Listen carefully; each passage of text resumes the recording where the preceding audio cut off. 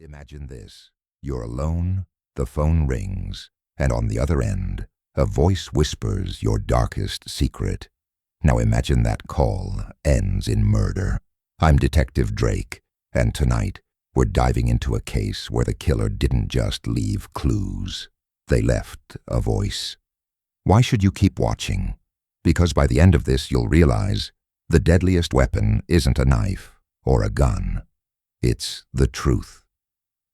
It all started at 9:23 p.m. on a rainy Tuesday. The call came into the station, a frantic woman screaming, "He's here, he's going to kill me." The line went dead before we could trace it. By the time we arrived at the address, it was too late.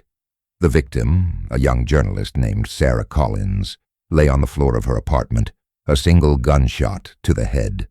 Her phone was still in her hand, the screen cracked but lit up with the last call. Unknown number. The scene was chilling. No signs of forced entry, no weapon left behind. Just a single clue, a voice recording on Sarah's phone. It was a man's voice, distorted, almost robotic, saying, "You shouldn't have dug so deep." The audience, you, were with me every step of the way. Remember when I opened the drawer in Sarah's desk? You thought the killer might have left something there, didn't you?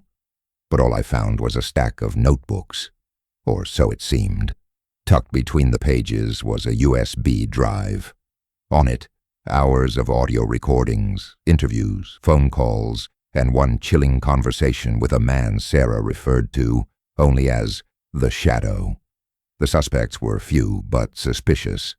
First there was Sarah's editor, Mark Reynolds. He claimed he was at the office, but his alibi didn't hold up. Then there was her ex-boyfriend, Jason Miller.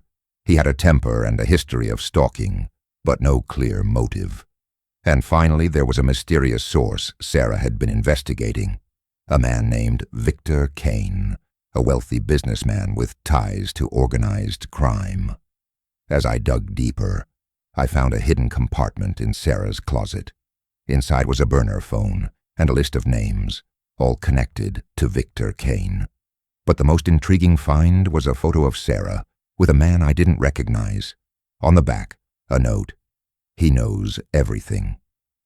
The breakthrough came when I played the audio recordings. In one, Sarah confronted Victor Kane about his illegal activities. His voice was calm, almost amused, as he said, "You're playing a dangerous game, Sarah. Some games you don't walk away from." But the real shock came at 10:47 p.m. Sarah's phone rang again, the same unknown number.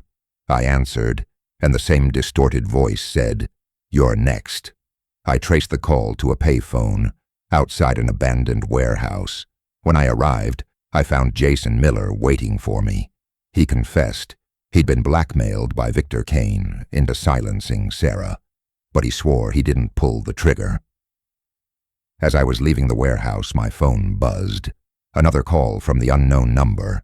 This time, the voice was different, clear, unmistakable.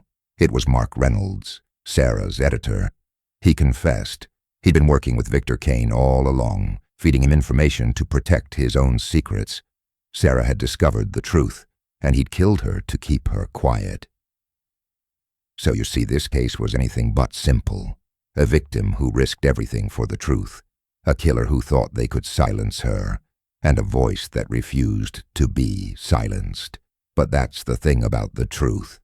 It always finds a way to be heard. The last call was just the beginning.